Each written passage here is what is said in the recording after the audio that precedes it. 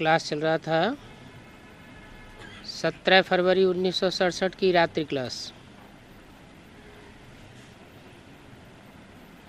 बात चल रही थी कोई की तकदीर ऐसी होती है जो दैवी गुण धारण नहीं कर सकते।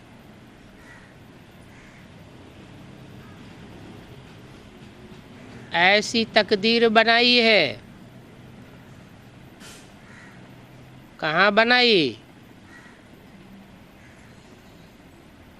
जिसे कहते हैं बनी बनाई बन रही, अब कछु बननी ना है। 63 जन्मों में भी बनाई और उन 63 जन्मों की शूटिंग भी कल्प पूर्व संगम युग में की है।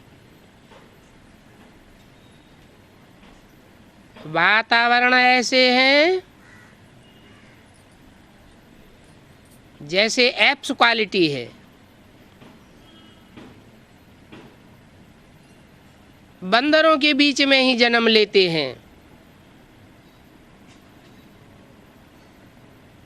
दैवी गुण धारण करने में बड़ी मेहनत लगती है। मूल बात है ये है मेहनत करने की। ज्ञान सुनाने वाले तो बहुत हैं, परंतु उनमें दैवी गुण हो तो किसी को तीर भी लगे।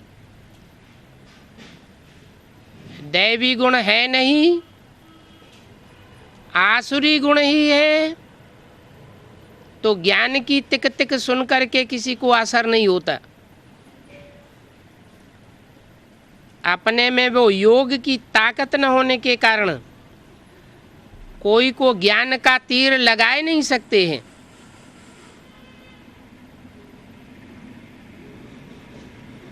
देवताओं के गुणों की महिमा तो गाते हैं।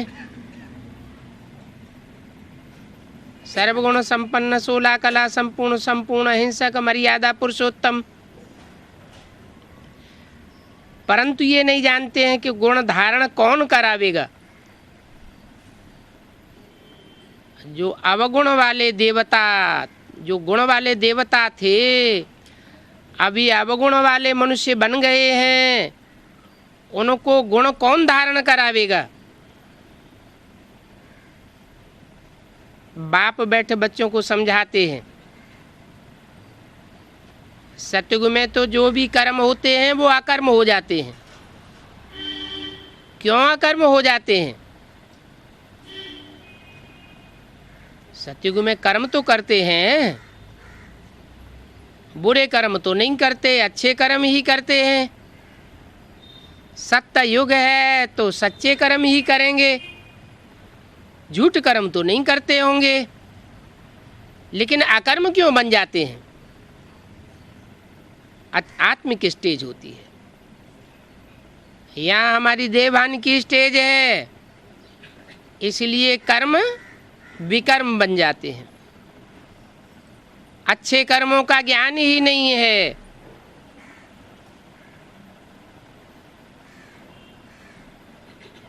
सतयुग में रावण राज्य नहीं होता है। यथा राजा तथा प्रजा कही जाती है। जब रावण राज्य ही नहीं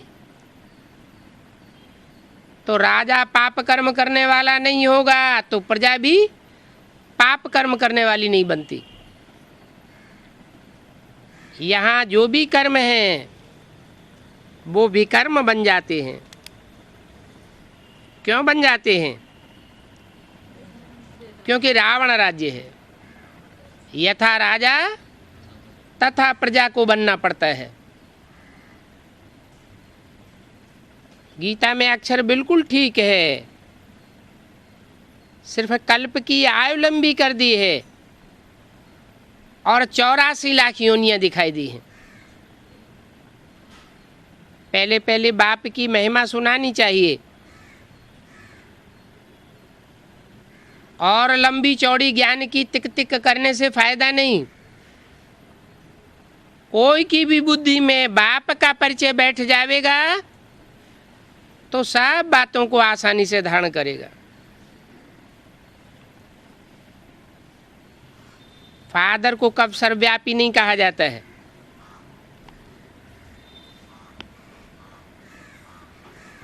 भारतवासी जानते हैं कि बाप आते हैं क्योंकि हम उनकी जयंती मनाते हैं। किस किस रूप में जयंती मनाते हैं? हैं? शिव जयंती तो नहीं भारतवासी मनाते हैं। शिव तो ज्योति बिंदु का नाम है, बिंदु तो जन्म धारण ही नहीं करता, तो जयंती कैसे होगी? जयंती तो साकार की होती है या निराकार की होती है? साकार की जयंती होती है। तो शिव जयंती तो नाम ब्रह्मा कुमारियों का दिया हुआ है। जयंती किसकी मनाते हैं? भगवान के रूप में जयंती मनाते हैं तो राम और कृष्ण की जयंती मनाते हैं। इसका मतलब है कि वो निराकार ज्योति बिंदु राम और कृष्ण के द्वारा प्रत्यक्ष होता है। राम के द्वारा बाप के रूप में प्रत्यक्ष होता है, कड़क पाठ के रूप में प्रत्यक्ष होता है, और कृष्ण के द्वारा सौम्य पाठ के रूप में प्रत्यक्ष होता है। तो जयंती तो मनाते हैं, परंतु शिव आकर क्या करते हैं ये किसी को पता नहीं है। रामकृष्ण की जयंती के रूप में भगवान के जन्मदिन मनाए लेते हैं, तो रामकृष्ण के बारे में तो जानकारी होती है, लेकिन शिव उनके द्वारा क्या करते हैं ये कोई को पता नहीं। अब वो तो निराकार है, उनको साकार तन तो जरूर चाहिए। तो साकार धन धारण करने के लिए किस में आते होंगे और कब आते हैं? क्या ऐरा गैरा नत्थु खैरा पाटधारी में आवेंगे क्या?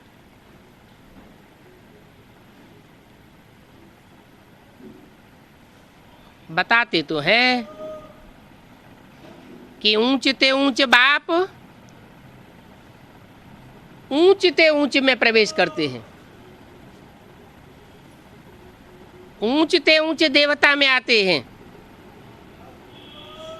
इससे साबित होता है कि जिस नंबर के धर्म पिताएं और जिस नंबर का धर्म स्थापन करते हैं उसी नंबर के देवता में प्रवेश करते हैं। अव्वल नंबर के नारायण में अव्वल नंबर धर्म पिता अल्लाह अव्वल दिन प्रवेश करता है। द्वयम नंबर के नारायण में दूसरे नंबर का धर्म पिता इब्राहिम प्रवेश करता है इस्लाम धर्म की स्थापना के लिए।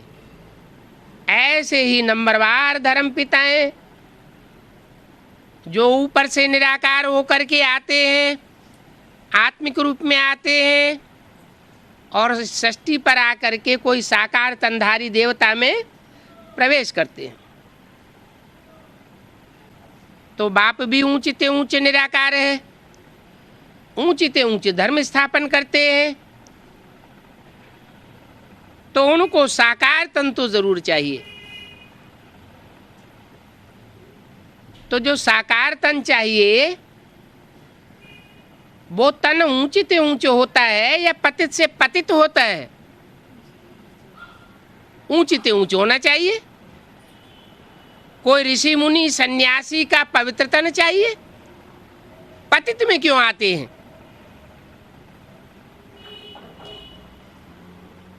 पतित में आना चाहिए या ऊंचते ऊंचे किसी ऋषि के तन में आना चाहिए?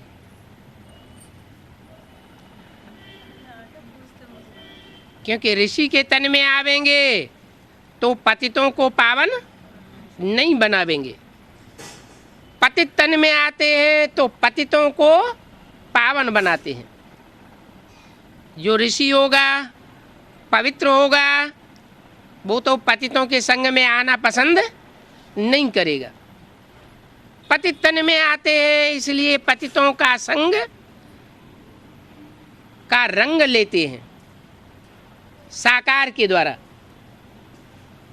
और निराकार उस साकार को अपने संग के रंग से, जो दुनियावी संग लगता है, उसको धो देता है। तो साकार तन जरूर चाहिए। और कब आते हैं? ऊंचते ऊंचे बाप है तो ऊंचते ऊंचे युग में आवेगा या नीचे युग में आवेगा? ऊंचे युग में आकर के क्या करेगा? वहां तो सब हैं ही ऊंचे देवताएं। वो आता ही है पतित से पतित युग में। जो पतित युग कलह कलेश का युग कहा जाता है, तामसी युग कहा जाता है। तो तामसी तन में आते हैं और तामसी युग में आते हैं, और तामसी युग के भी अंत में आते हैं। तामसी युग को सतयुग, सतो प्रधान बनाने के लिए आते हैं। बाप तो है पतित पावन, उनका गायन है पतितों को पावन बनाने वाला। पावन को आकर के पावन बनावे तो कोई बड़ी बात नहीं, सुधरे हुए को आकर के सुधारे तो कोई बड़ी बात नहीं। बड़ी बात तब है कि वो उस गिरी हुई सृष्टि में आकर के गिरी हुई दुनिया को, गिरी हुई आत्माओं को ऊंचा उठा करके जाता है। नई दुनिया की स्थापना करते हैं। लौकिक में भी कोई बाप पुराना मकान नहीं बनाते हैं।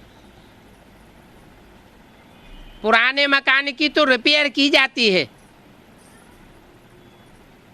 तो इस पुराने मकान की रिपेयरिंग करने के लिए जो देहधारी धर्म पिताएं हैं वही काफ़ी है।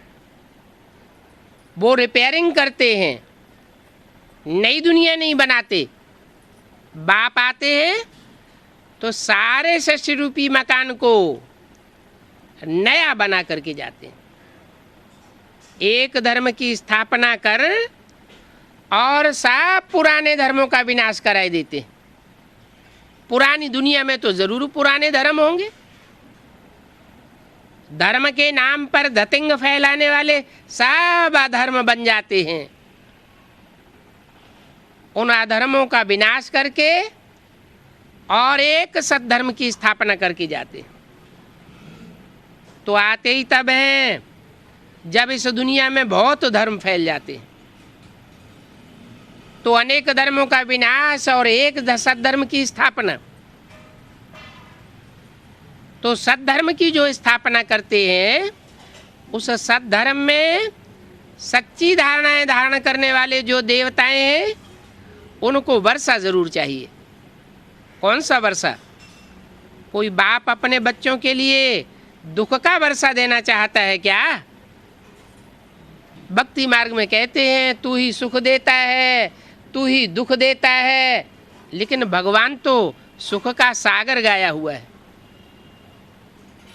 दुख का सागर नहीं गाया हुआ है। जो सुख का सागर बाप है, जरूर आकर के सुख का वर्षा देंगे और इसी जीवन में देंगे। ऐसे नहीं कि मृत्यु हो जाए उसके बाद स्वर्ग मिलेगा, नहीं।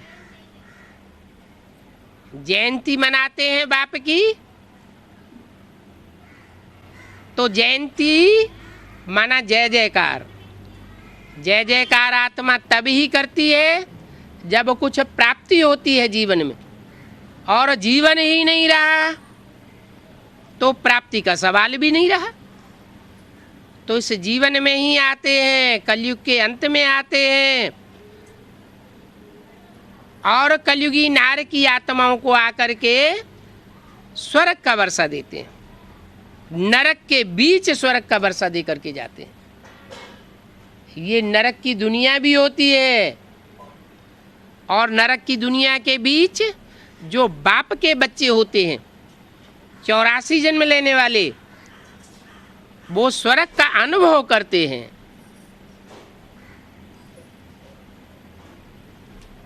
विदेशियों और विधर्मियों के शास्त्रों में भी लिखा हुआ है कि जब कयामत होगी तो खुदा के बंदे बड़े आराम से रहेंगे।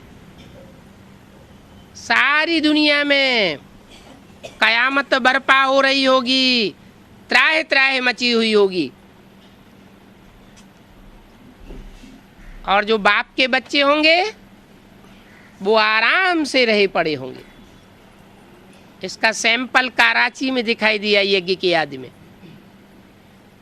हिंदुस्तान पाकिस्तान खून की नदियां बह रही थी सन 47 में जब बंटवारा हुआ था, और वो 300-400 आत्माएं कराची के बंगले में सागर के कंठे पर आराम से रही पड़ी थी।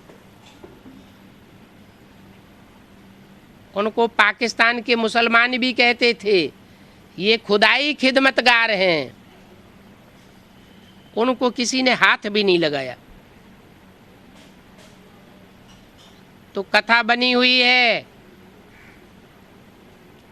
कि बिल्ली के पूंगरे आवा लगाया गया, बर्तन भट्ठी में पक रहे थे, और वो बिल्ली के पुगरे जिंदा वापस निकल आए।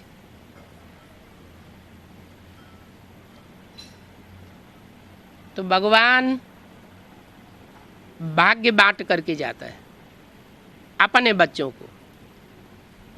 बाकी उनको वो भाग्य मिलता है जो भगवान की श्रीमत को पहचानते हैं, भगवान को पहचानते हैं और उनकी मत पर चलते हैं। पहचानते नहीं है तो मत पर चलते भी नहीं है। कोई न कोई दूसरों की बातों में आ जाते हैं, और जिनकी बातों से प्रभावित हो जाते हैं फिर उनकी प्रजा बनते हैं, दूसरे धर्म में कन्वर्ट हो जाते हैं। ऐसी दूसरे धर्म में कन्वर्ट होने वाली जो ब्राह्मण सो देवता आत्माएं बनती है, उनके फिर जन्म ही कम हो जाते हैं। कच्ची कन्वर्ट होने वाली ब्राह्मण सो देवता बनने वाली आत्माएं द्वापर युग से दूसरे धर्मों में कन्वर्ट होती जाती हैं, भारतवासियों को धोखा दे जाती हैं, भारतवासियों की जनसंख्या कम होती चली जाती है और दूसरे धर्मों की जनसंख्या बढ़ती चली जाती है। तो भारतवासी जो पक्के हैं उनको वो भगवान का वर्षा मिलता है। इस चक्र पर समझाना बहुत सहज बात है। बोलना चाहिए अभी स्थापना हो रही है, नई दुनिया की स्थापना स्वयं भगवान आकर के कराए रहे। पहले स्थापना होती है, नई दुनिया का नया संगठन बनता है, फिर पुरानी दुनिया का विनाश होता है। इस पुरानी दुनिया में ढेर संगठन हैं, ढेर मतों पर चलने वाले हैं। जैसे रावण के 10 सिर संगठित होकर के काम करते हैं। एक रूपक बनाए दिया है रावण का, 10 सिर वाला रावण, 10 मतें देने वाला रावण। ऐसे इस दुनिया में अनेकों मतें फैली हुई हैं। उन अनेकों मतों को त्याग कर एक श्रेष्ठ ते श्रेष्ठ मत को जो अपनाते हैं, उस एक बाप को पहचानते हैं, वो उस बाप का ऊंचे ते ऊंचा वर्षा प्राप्त करते हैं। तुम बच्चों को अंदर में शिव बाबा करते रहना चाहिए। बाहर से बोलने की दरकार नहीं है, अंदर में गदगद होना है। बाबा अक्षर बहुत मीठा है, क्यों? चाचा नाना काका ताऊ अक्षर बहुत मीठा क्यों नहीं है? हैं? बाबा, बाप नहीं बोला, बाबा अक्षर बहुत मीठा है। मीठा और कड़ुआ तब होता है जब साकार में आता है। वो शिव बाप जो निराकार ज्योति बिंदु का नाम है शिव, वो कोई साकार तनधारी में आता है और माँ बन करके मीठा मीठा ज्ञान की लोरी देता है। वो लोरी सब धर्म की आत्माओं को बड़ी प्यारी लगती है। वो ब्रह्मा की रहबरी में हर धर्म की आत्मा उस गोद में पलती है, प्यार लेती है, दुलार लेती है। भले आसुरी बच्चे ब्रह्मा की गोद में पलने वाले ब्रह्मा का ही हार्ट फेल करने वाले क्यों न हो, बिच्छू टिंडन जैसे बच्चे क्यों न हो, लेकिन वो सब प्यार की पालना लेने के अधिकारी बनते हैं।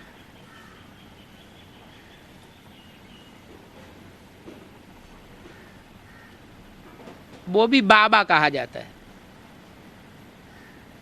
माँ के रूप में आता है तो भी क्या कहा जाता है? शिव बाबा। लेकिन उस स्वरूप के द्वारा पूरा कल्याण नहीं होता, क्योंकि लव का रूप ही है। बहुत प्यार में बच्चे बिगड़ जाते हैं, जो आसुरी किस्म के बच्चे होते हैं। इसलिए भगवान बाप को फिर बाप का रूप धारण करना पड़ता है।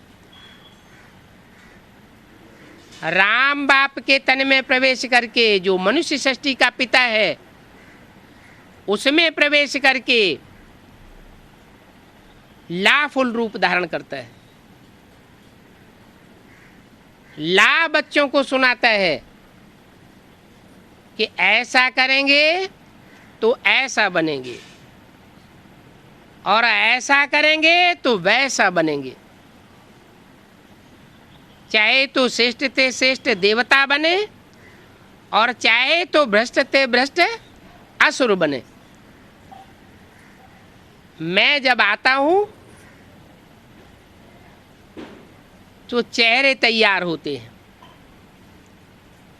आसुरी चेहरे भी अभी तैयार हो रहे हैं, और दैवी चेहरे भी अभी तैयार हो रहे हैं। चाहे राक्षस राक्षसी बनो और चाहे देवी देवता बनो, भक्ति मार्ग में ये सब चेहरे दिखाए जाते हैं। इनके चित्रण होते हैं, भीत चित्रों में चित्रण किए जाते हैं, भोजपत्रों में चित्रण किए जाते हैं, कागजों में वो चित्र चित्रित किए जाते हैं, और उनकी महिमा अथवा ग्लानि संसार में प्रत्यक्ष होती रहती है। एक जन्म नहीं, अनेक जन्मों तक प्रत्यक्ष होती रहती है। तो एक जन्म में अनेक जन्म की प्राप्ति होती है, अनेक जन्म की अप्राप्ति होती है। एक जन्म का ये फाउंडेशन अनेक जन्मों की प्राप्ति कराने वाला है। किनके लिए? जो एक बाप उस निराकार को पहचान लेते हैं। निराकार ज्योति इन आँखों से पहचानने की बात नहीं है, वो ज्ञान के तीसरे नेत्र से ही पहचानी जा सकती है। वो ज्ञान का तीसरा नेत्र भी बाप आकर के देते हैं। दुनिया में और कोई बाप की पहचान दे ही नहीं सकता, किसी को पहचान है ही नहीं। इसलिए उस बाप को खुद ही आकर के अपनी पहचान देनी पड़ती है।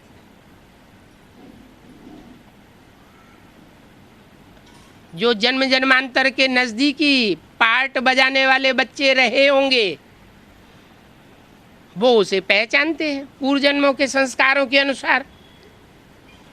और जो नजदीकी नहीं रहे होंगे, दूसरे धर्म पिताओं के नजदीक ही रहे होंगे,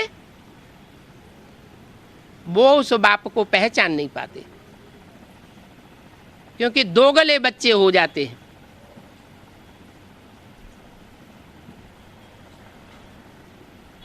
बाप आकर के मातेला बनाता है। जो दूसरे धर्म में कन्वर्ट हो जाते हैं उन बच्चों को भी मातेला बनाता है, तुम भी देवता बनो। अभी भी बाप कहते हैं, ये बाबा अक्षर बहुत मीठा है, नाम है शिव बाबा। शिव माना कल्याणकारी और बाबा माना निराकार साकार का मेल। ब्रह्मा के द्वारा बाबा तो बनता है, प्यार तो देता है, लेकिन सारी सृष्टि का कल्याण नहीं होता है। लेकिन राम बाप के तन में जब प्रवेश करके संसार में प्रत्यक्ष होता है तो सारी सृष्टि का कल्याण होता है। इसलिए वो मुकर्रर रथ गाया हुआ है। बाप आकर के स्वर्ग की स्थापना करते हैं बाप के रूप में।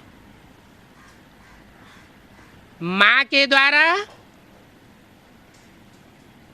नई दुनिया की उद्घाटन की सरणी चलती है, लेकिन स्थापना फिर भी बाप कराते हैं। बाबा को याद करेंगे तो तुम स्वर्ग के मालिक बन जाएंगे। कौन से बाबा को याद करेंगे? जो स्वर्ग स्थापन करने वाला बाबा है उसे याद करेंगे तो तुम स्वर्ग का मालिक बन जाएंगे। बाप की याद से विकर्म विनाश होंगे। कैसे विकर्म विनाश होंगे? पापी को याद करेंगे तो पाप बढ़ेंगे या घटेंगे? बढ़ेंगे।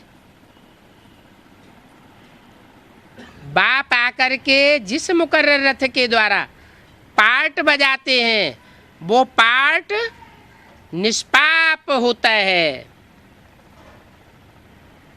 उस पार्टधारी के द्वारा पार्ट बजाते हुए भी, कर्मेंद्रियों से कर्म करते हुए भी पाप नहीं लग सकता, निष्कलंक है। और निष्कलंकी होने के बावजूद भी न समझ पाने के कारण सारी दुनिया उसको कलंक लगाती है। इसलिए कलंकीधर अवतार गाया हुआ है। इसलिए बोला कि ऐसे निष्कलंकी बाप की याद करने से तुम्हारे पाप कर्म भस्म होंगे। भारत पहले भी सतो प्रधान था। पहले सतो प्रधान था, अभी तमो प्रधान बना है। कौन के संग के रंग से तमो प्रधान बना? अनेक देहधारी धर्म पिताएं आए और उनके फॉलोअर्स आए। उन अनेकों के संग के रंग से तामसी बन गया। शूटिंग पीरियड में भी ऐसे होता है। राम आखिरी में क्या बन जाता है? रावण बन जाता है। राम ही रावण बनता है तो उस रावण को राम कौन बनाता है? शूटिंग पीरियड में भी अनेकों बच्चों का संग का रंग लगता है। जैसे अव्यक्त बाप दादा ने बोला, बाप दादा बच्चों के लिए रुके हुए हैं, नहीं तो बाप दादा का ऐसा पुरुषार्थ है तीव्र कि चाहे तो वापस जा सकते हैं। लेकिन प्रवृत्ति मार्ग की स्थापना होनी है, इसलिए बच्चों के बगैर वापस नहीं जा सकते।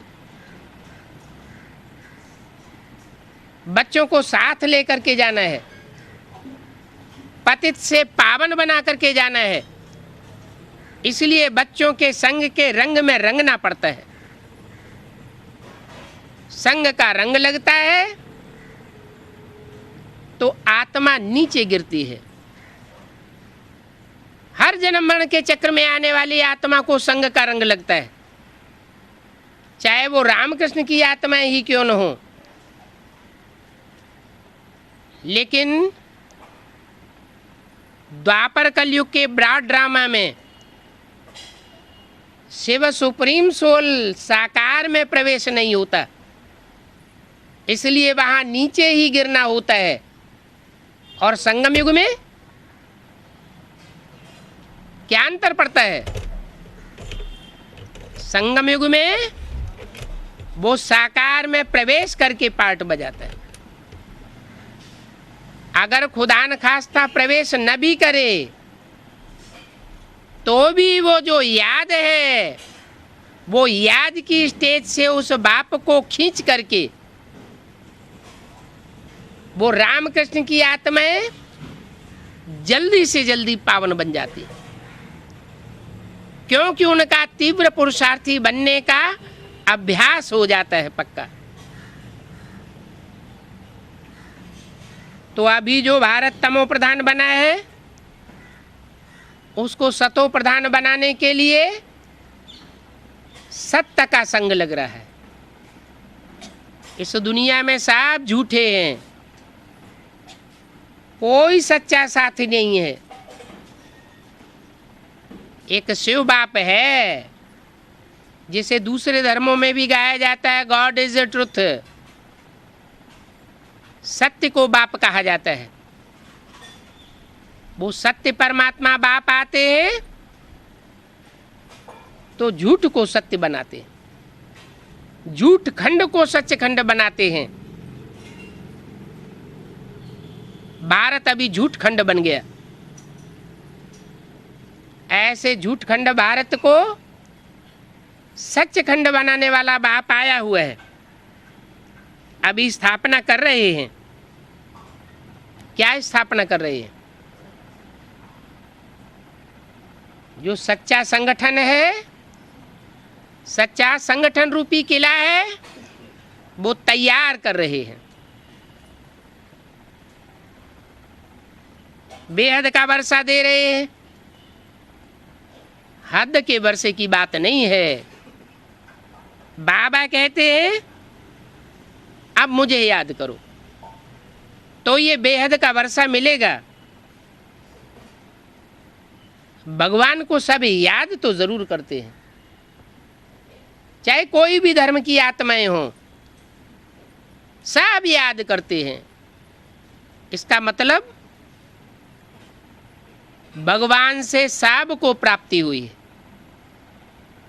नंबरवार पुरुषार्थ अनुसार जितना जिसने पहचाना और जितना जिसने पुरुषार्थ किया, वैसी वैसी उसको प्राप्ति हो जाती है। वो प्राप्ति के आधार पर ही सब याद करते हैं। कोई चीज अनुभव में आती है, सुखदाई चीज होती है, सुखदाई व्यक्ति होता है, तो वो याद आता है। रावण को दुनिया में कोई नहीं याद करता, और भगवान को सब याद करते हैं। तो जरूर भगवान से पहले कभी प्राप्ति हुई है। ऐसी प्राप्ति दुनिया में और कोई मनुष्य मात्र से नहीं हुई है जितनी भगवान से हुई है, इसलिए सारी दुनिया याद करती है। लौकिक बाप तो कभी नहीं कहेंगे कि मुझे याद करो। वर्षा तो लौकिक बाप से भी मिलता है, तो भी बच्चे लौकिक बाप को याद करते हैं। और यहाँ भी पारलौकिक बाप से वर्षा तो सबको मिलता है, लेकिन बाप को बार बार कहना पड़ता है क्या, मुझे याद करो। और बच्चे ऐसे स्वार्थी हैं कि वर्षा लेने के बाद फिर 2500 साल तक बिल्कुल याद ही नहीं करते। है ना वंडरफुल बात। लौकिक बाप जिससे एक जन्म का वर्षा मिलता है उस बाप को याद करते हैं, लौकिक बाप को कहना भी नहीं पड़ता। और यहाँ पारलौकिक बाप बार बार कहते हैं, क्या कहते हैं, मुझे याद करो।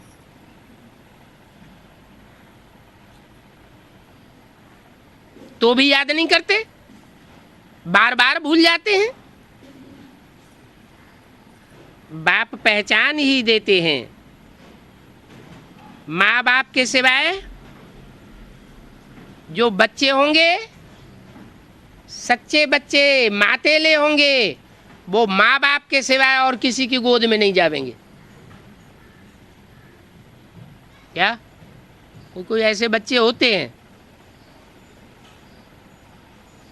भले छोटे बच्चे हैं, गोद के बच्चे हैं, उनको कोई दूसरा गोद में लेना चाहे तो उसकी गोद में नहीं जाते।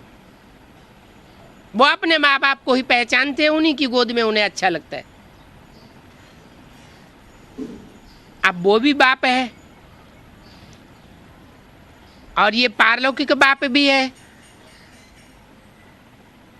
शिव बाबा कहते हैं मुझे याद करो और कोई दूजम को याद मत करो, माम एकम याद करो। मैं पतित पावन हूं ना, याद क्यों करो? क्योंकि जितना मुझे एवर प्योर की याद में रहेंगे उतना पतित से पावन बनेंगे। और याद किसी की कब आती है, कब याद आती है? कोई प्रैक्टिकल में संग का रंग लिया है, कुछ अनुभूति हुई है तो याद आता है। ऐसे ही कोई थोड़े याद आता है।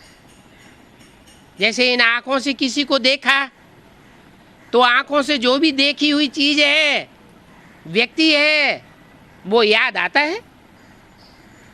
जितना जास्ती लगाव पूर्वक देखते हैं, स्नेह से देखते हैं, उतना जास्ती याद आता है। और जितना किसी को घृणा से देखते हैं उतना कम याद आता है। जिससे नफरत पैदा हो जाती है उसे कोई याद नहीं करना चाहता, और जिससे प्यार पैदा हो जाता है वो न चाहते हुए भी बार बार याद आता है। तो बाप कहते हैं मुझे याद करो, कहते नहीं है सिर्फ है, अपनी पहचान भी देते हैं। बाप की पहचान बाप के सिवाय और कोई दूसरा दे नहीं सकता, इसलिए बाप अपनी पहचान देने के लिए भी बांधा हुआ है।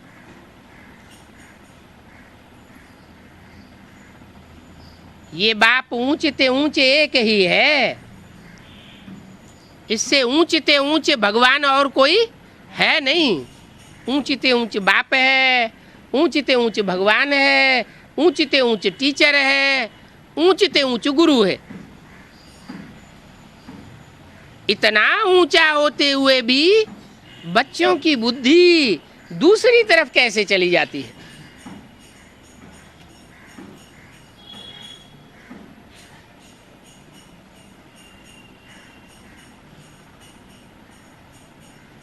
ये चित्र जो है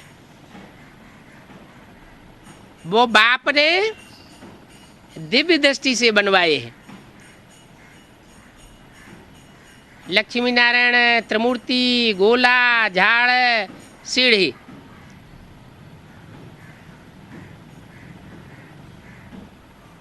उनके डायरेक्शन से बन रहे हैं।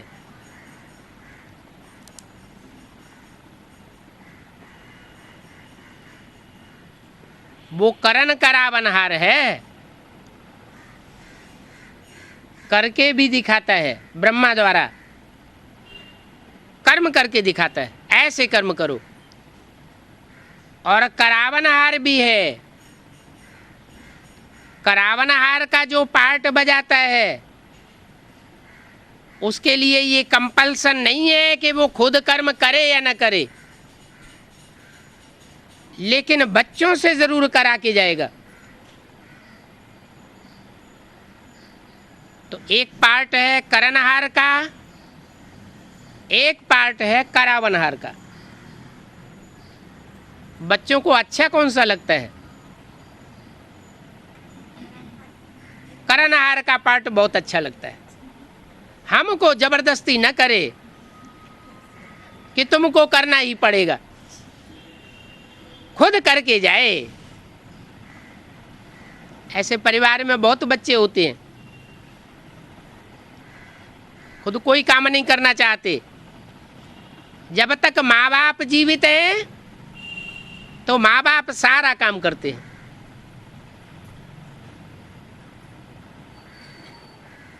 बच्चे निठल्ले होके बैठे रहते हैं, अरे हमारा बाप जिंदा है, हमको अभी क्या दरकार। जो अच्छे बच्चे होते हैं परिवार में, वो माँ बाप को शुरू से ही सहयोग देते हैं। सहयोग देते हैं और अंत तक सहयोगी बनकर के रहते हैं। यहाँ बाप करनहार का भी पार्ट बजाते हैं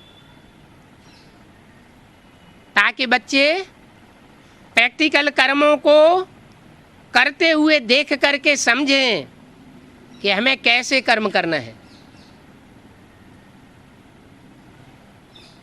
ब्रह्मा के रूप में करनहार का पार्ट बजाते हैं ताकि बच्चों की समझ में आए कि ब्रह्मा ने जैसे कर्म किए हैं वैसे हमको भी कर्म करना है। ब्रह्मा आचारी बन करके रहना है। कर्म करना माने आचरण करना। कैसे आचरण करना? जैसा ब्रह्मा ने आचरण किया है ऐसा ही बच्चे भी आचरण करें, दूसरा कोई आचरण न करें। क्योंकि किया हुआ देख करके, समझ करके फॉलो करना, कर्म करना आसान हो जाता है। इसलिए पहले करनहार का पार्ट बजाते हैं। फिर जो बच्चे नहीं करते हैं, खुद नहीं करते हैं, माँ बाप ही सब कुछ करते रहते हैं, बच्चे नहीं करते, तो ऐसे ढीठ बच्चों को कराने के लिए फिर बाप को सख्त रूप धारण करना पड़ता है। राम बाप के तन में आकर के वो कराता है, खुद नहीं करता। वो करावनहार का पार्ट है, खुद करे या न करे ये कोई कंपल्सन नहीं है। तो सहज कब था और फिर मुश्किल कब हो जाता है?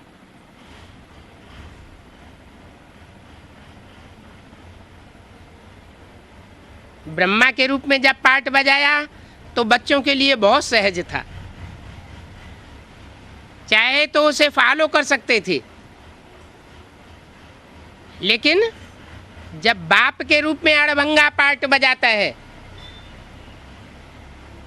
जो बोला है शंकर का पार्ट ऐसा विचित्र है जो तुम बच्चे भी समझ न सको, तो बच्चों को मुझान पैदा होती है। जिन्होंने पूरी पहचान की है उनको मुझान पैदा नहीं होगी। जो थोड़ी भी दूसरों की बात सुनते हैं, अनिश्चय बुद्धि बनते हैं, उनको फिर मुझान पैदा होती है। करनहार है तो कर्म करते हैं, पहले कर्म करके दिखाते हैं करनहार के रूप में, और बाद में फिर बच्चों से कर्म कराते हैं। कराना ही है, करना ही पड़ेगा।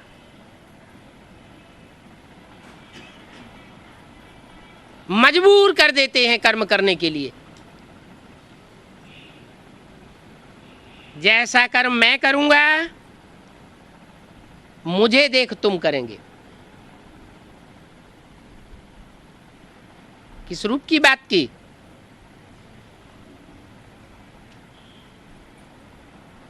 ब्रह्मा के रूप की बात की कि ब्रह्मा के रूप में जैसा मैं कर्म करूंगा वैसे ही तुम बच्चे भी करेंगे।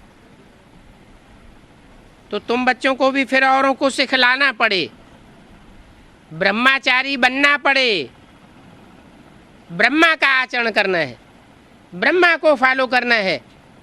कोई मुरली में ऐसे नहीं कहा कि शंकर को फॉलो करना है। शंकर को फॉलो करेंगे तो मुझ पड़ेंगे। भक्ति मार्ग में भी कहते हैं कि गुरु जो डायरेक्शन दे वो डायरेक्शन फॉलो करना है। माना गुरु जो कहे वो करना है, लेकिन गुरु जो करता है उसे फॉलो नहीं करना है। तो शंकर के द्वारा वो सुप्रीम सोल गुरु का पार्ट बजाता है, सदगुरु का पार्ट बजाता है। तो कोर्टों में कोई जो कहा जाता है वो अभी की बात है। ब्रह्मा ने जो कर्म करके दिखाया उस कर्म को फॉलो करने वाले भी कोर्टों में कोई निकले। और अभी भी जबकि अड़भंगा पार्ट बजाता है उसको फॉलो करने वाले भी कोर्टों में कोई और फिर कोई में से कोई निकलते। अड़भंगा माने समझ में नहीं आने वाला। जैसे महाकाली का पार्ट, महाकाली का पार्ट बुरा है या अच्छा है?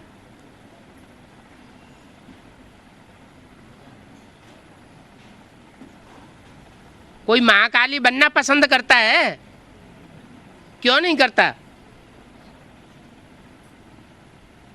महागौरी माने पार्वती को सब फॉलो करना चाहते हैं, लक्ष्मी को सब फॉलो करना चाहते हैं। महाकाली क्यों नहीं बनना चाहते? हाँ, भयंकर है तो किस रूप में भयंकर है? भयंकर होते हुए भी कल्याणकारी है या अकल्याणकारी है? हैं? हाँ, कल्याणकारी है, लेकिन समझ में ना आने के कारण अड़भंगा पार्ट बजाती है। तो जैसे महाकाली है वैसे महाकाल भी है। तो राजाई पद पाने में बहुत मेहनत लगती है, सबके बस का नहीं है कि सब राजाई पाए जावे। कोई बात में मुझ पड़ो तो दूसरों को बताना चाहिए कि हमको शिव बाबा ने अभी बताया नहीं है। ऐसे नहीं कि उल्टा सुल्टा बोल देना चाहिए और सदगुरु की निंदा करने लग पड़ना चाहिए। नहीं, उसके लिए तो बोला है सदगुरु निंदक ठौर न पावे। जब विनाश का टाइम होगा तो ऐसे विनाश के मजबूरी के टाइम में जो ग्लानि करने वाले बच्चे हैं वो बाप के पास ठौर नहीं पाए सकेंगे। विनाशी धर्म खंडों में जाकर के उनको सेवा करनी पड़ेगी, हाहाकार के बीच में जाकर के उनको सेवा करनी पड़ेगी।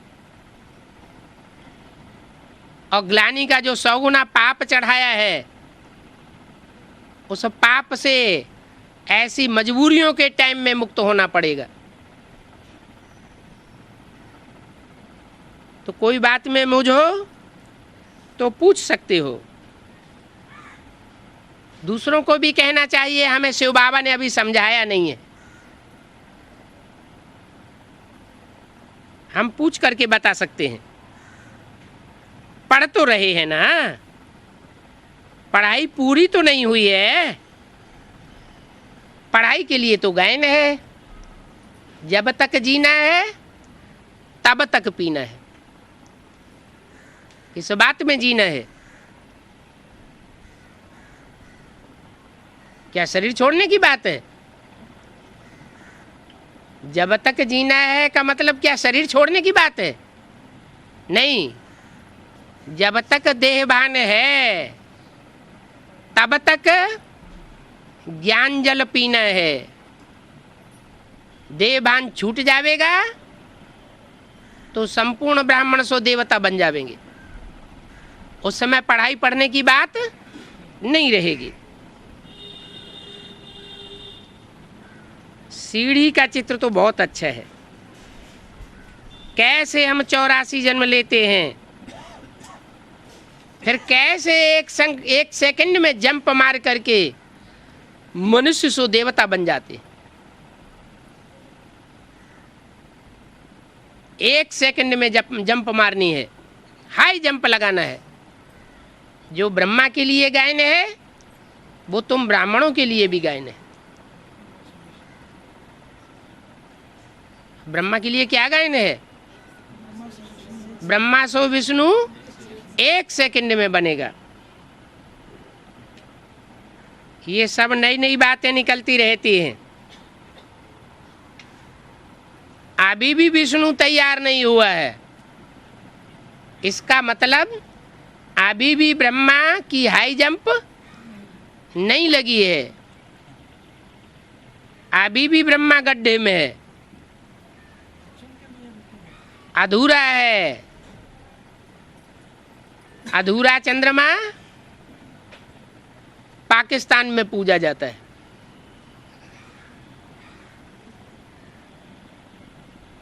और भारत में संपूर्ण चंद्रमा 16 कला संपूर्ण कहा जाता है।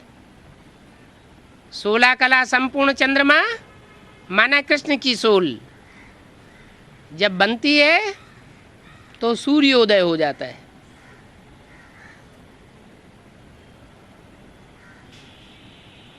पूर्णमासी की रात होती है तो एक तरफ सूर्योदय होता है और दूसरी तरफ चंद्रमा अस्त होता है। कोई कहते हैं कि ब्रह्मा बाबा का पाठ गुलजार दादी में कब तक चलेगा? अरे जब तक पूर्णमासी नहीं हुई है तब तक चलता ही रहेगा।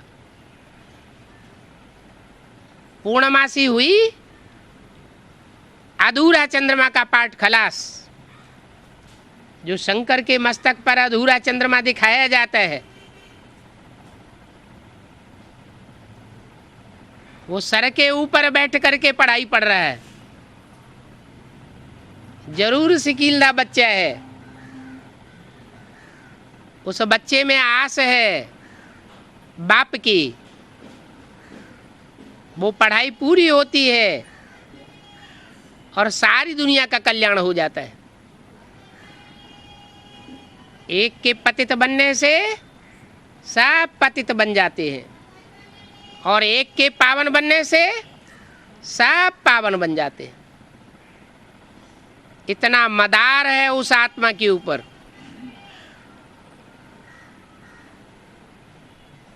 तो नई नई बातें निकलती रहती हैं। बरोबर यादव कौरव पांडव गीता में क्लियर हैं। जो ज्ञान सुनाया गया था वो सिर्फ यादवों के सामने सुनाया गया था या कौरव और पांडव भी मौजूद थे?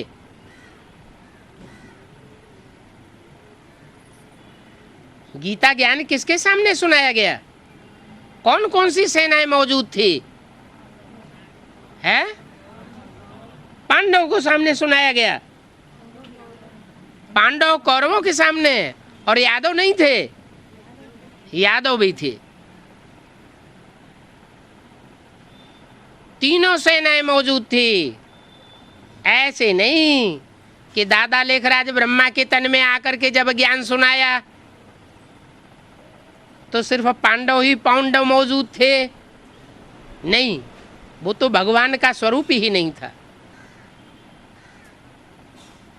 सन 76 के बाद जब से बाप का प्रत्यक्षता वर्ष मनाया गया, तब से ब्राह्मणों की दुनिया में पांडव भी प्रत्यक्ष हैं, कौरव भी प्रत्यक्ष हैं, जो कौओं की तरह बार बार बड़ी बड़ी कॉन्फ्रेंसेज, मेगा प्रोग्राम करके कौओं की तरह शोरगुल करते रहते हैं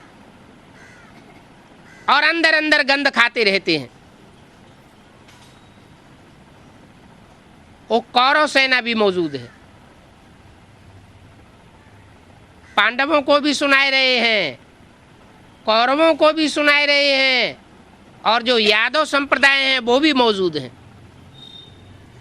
हर धर्म की आत्माएं ब्राह्मणों की दुनिया में मौजूद हैं। चुनिंदा आत्माएं ब्राह्मणों की दुनिया में मौजूद हैं। तीनों सेनाओं के बीच में जो गीता ज्ञान सुनाया जा रहा है, जिसे गीता ज्ञान अमृत कहा जाता है।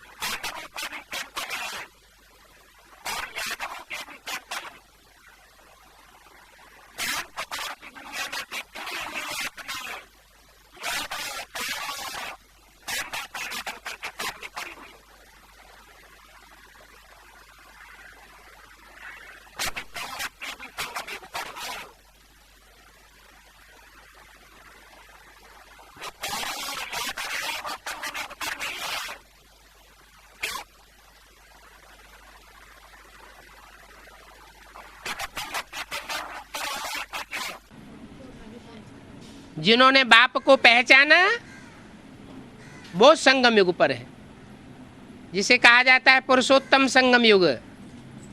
और जो बाप को पहचानते ही नहीं तो उनके लिए संगम युग भी नहीं, वो पुरुषोत्तम बनते भी नहीं, 84 जन्म लेने वाले पक्के देवता बनते भी नहीं, निष्कृष्ट कम कलाओं वाले देवताएं बन करके रह जाते हैं, कमजोर आत्मा बन करके रह जाते हैं और दूसरे धर्मों में द्वापर युग से कन्वर्ट हो जाते हैं। तो तुम बच्चे संगम युग पर हो। दुनिया तो घोर अंधेरे में है, भगवान आया हुआ है तब दुनिया घोर अंधेरे में है और तुम बच्चे घोर सोजरे में हो। समझते हैं संगम युग में बहुत समय पड़ा हुआ है। कौन समझते हैं? जो घोर अंधेरे में है वो समझते हैं, या जो घोर सोजरे में है वो समझते हैं? जो घोर अज्ञान अंधेरे में पड़े हुए हैं वो समझते हैं अभी बहुत लंबा टाइम पड़ा हुआ है। बड़ी बड़ी अंडरग्राउंड कंक्रीट की बिल्डिंगें बनाते जाते हैं, पब्लिक का पैसा खर्च करते जाते हैं। बल भगवान बाप का आदेश है कि अभी प्रॉपर्टी बनाने का टाइम नहीं है, अभी प्रॉपर्टी नहीं बनानी है, माने मकान दुकान बनाना नहीं है, किराए पर काम चलाते रहो। लेकिन जिन ब्राह्मणों की बुद्धि में ये बात नहीं बैठती है, चाहे वो ब्राह्मण बेसिक पार्टी के हों या एडवांस पार्टी के हों, क्योंकि एडवांस पार्टी में भी यादव और कौरव भरे पड़े हैं,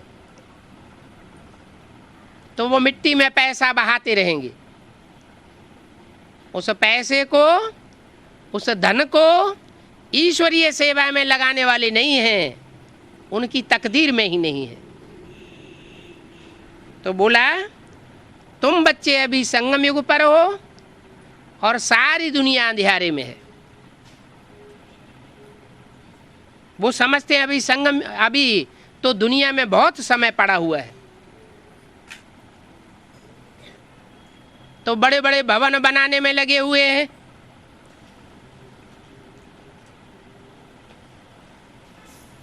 अभी तो शिव बाबा यहाँ मौजूद है, परंतु यहाँ इसमें आने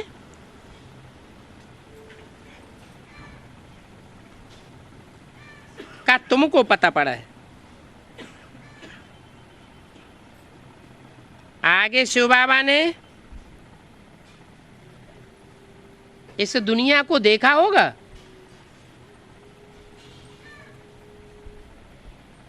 संगम युग में शिव बाबा जब आता है, उससे पहले क्या शिव बाबा ने इस दुनिया को देखा होगा? है? जो लास्ट जन्म में कलयुग के अंत में शिव बाबा आता है, उस आने से पहले क्या शिव बाबा ने इस दुनिया को देखा होगा? द्वापर कलयुगी दुनिया को देखा होगा? नहीं देखा। भारत अथवा विलायत में जो कुछ भी लड़ाइयाँ आदि हुई हैं, वो शिव बाबा ने देखी होंगी। 2500 वर्ष की हिस्ट्री में जो भी लड़ाइयाँ आदि हुई हैं भारत में या विदेशों में, वो शिव बाबा ने देखी होंगी? नहीं देखी होंगी। फिर ज्ञान कहाँ से आ गया? है? हाँ, संगम युग में जब बाप आते हैं तो 5000 वर्ष के ड्रामा की शूटिंग कराते हैं। उस शूटिंग पीरियड में वो सब कुछ आकर के इन साकार आंखों से देखता है। अभी लड़ाइयाँ भी चल रही है, यादव कौरव पांडव सबके पार्ट प्रत्यक्ष हो रहे हैं। तो शिव बाबा पूछते हैं, शिव बाबा ने मद्रास इंग्लैंड देखा होगा। ये बाबा तो जवाहरी था। है? क्या कहा? कौन सा बाबा जवाहरी था? ब्रह्मा बाबा। उसने तो इंग्लैंड विलायत आदि देखा नहीं। पासपोर्ट भले बना, लेकिन विदेश में जाने का चांस जब आया तो शिव बाबा ने प्रवेश कर लिया। तो इंग्लैंड आदि तो देखा नहीं, ये तो जवाहरी बनकर भारत में ही रहा। तो ये ज्ञान कहां से आ गया शिव बाबा के अंदर दुनिया का? है? कब देखा होगा? कब?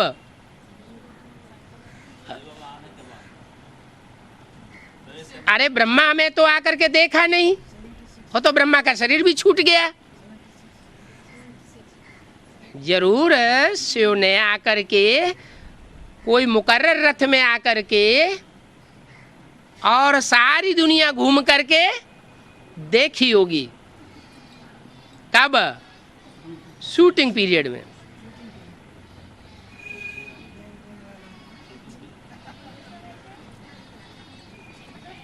है?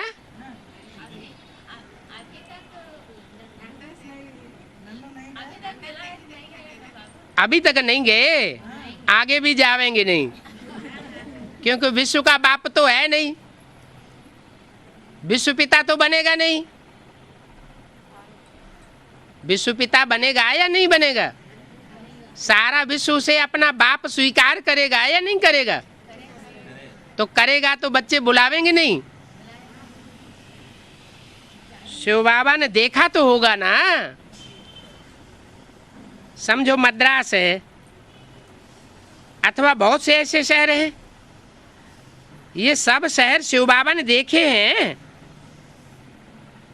जब ब्रह्मा तन में आते हैं तब देखते हैं। ब्रह्मा के तन में आए तो मद्रास तो गए नहीं। तो शिव बाबा ने देखा होगा क्या है? हाँ, ये इशारा दिया कि भले ब्रह्मा के तन में दुनिया को नहीं देखता है, लेकिन जो आने वाला मुकर्रर रथ का पार्ट है उसमें आकर के सारी दुनिया को देखता है। इस रथ में आने के पहले शिव बाबा ने ये दुनिया देखी होगी। इस रथ में माने ब्रह्मा के तन में। शिव बाबा तो निराकार है ना। इस रथ में आने से पहले तो वो निराकार था। वो निराकार कैसे देखेगा? कैसे देखा होगा? तो उस समय प्रश्न ये 3-4 लाइनों में पूछे, किसी की बुद्धि में नहीं आया क्या कि शिव बाबा को इस दुनिया की नॉलेज कैसे होती है और कब होती है? शिव बाबा ने आबू देखा था, क्या इसमें आने से पहले देखा था? इसमें आने से पहले तो देखा नहीं 2500 साल में।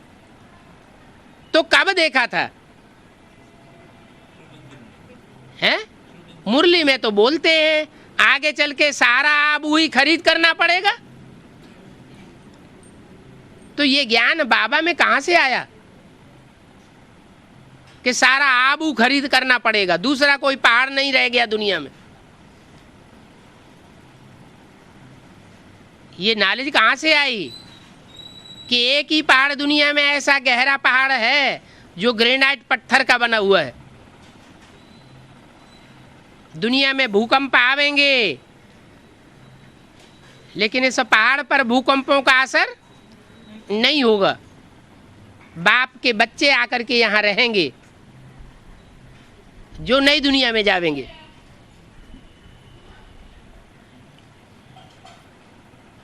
विचार करो, शिव बाबा ने पहले आबू देखा था। अच्छा, ओम शांति। नहीं तो 4.5 लाख कहाँ रहेंगे? हैं? उसमें 4.5 लाख आ जाएंगे। माउंट आबू में 16,000, 20,000, 25,000, ज्यादा से ज्यादा 50,000 ही ठहर सकते हैं। अभी 4.5 लाख में कितने हजार होते हैं पता है? तो सभी पहचानेंगे तो जगह की जरूरत नहीं पड़ेगी।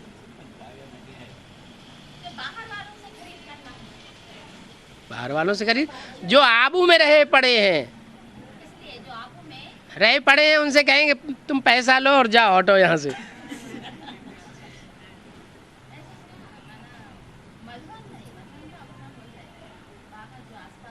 अपने आप कैसे हो जाएगा?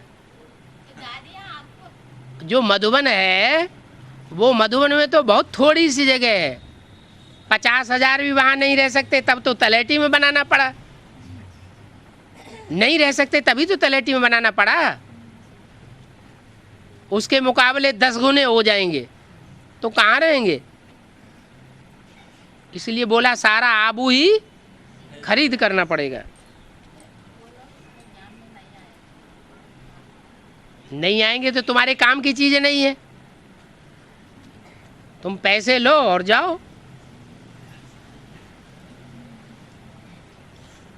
उनकी बुद्धि में तो है नहीं कि दुनिया का विनाश होगा तो नई दुनिया में जो जाने वाली आत्माएं वो यहाँ रह करके तपस्या करेंगी, यहाँ बैठ के सारी दुनिया का विनाश देखेंगी।